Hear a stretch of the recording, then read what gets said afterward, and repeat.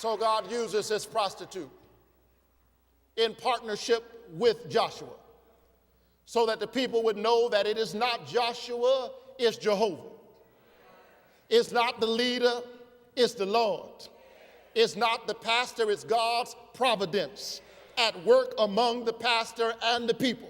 And if we would ever just humble ourselves, if we would ever just get over ourselves, if we would ever just bow down ourselves and say, Father, I stretch my hands to thee, then God can do something with us. Then walls can come down. Then the community can be liberated. Then men and women can be set free.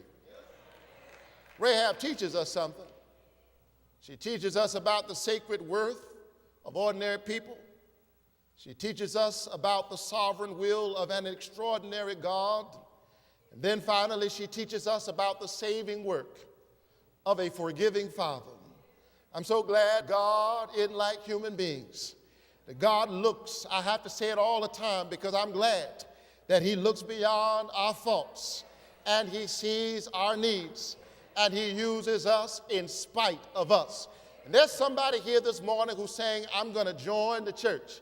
I'm going to hook up with the church. Reverend, just give me a little while. I need to get myself together. If you're waiting to get yourself together to hook up with God's church, you have missed the point. No, the reason you need to hook up with God's church is because you can't get yourself together. And if you wait to get yourself together, you'll never give your life over to God. But I'm so glad that there's something called the saving work of a forgiving Father. Here she is a prostitute. Here she is a harlot. And yet by the end of the story, she begins to testify that I know that your God really is God on earth below and in heaven above. How many of you know that God can raise up folk to testify? And the folk who were cussing last night, the folk who turned out the club last week, God can pull them into the house of God because God really needs some folk who know something about the world.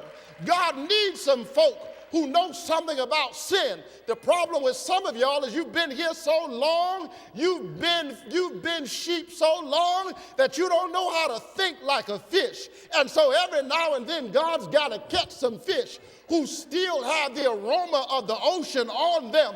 They still know what it's like to be on the bottom of the bottom. And when God raises them up, they'll be able to testify that God really is God on earth below and heaven above.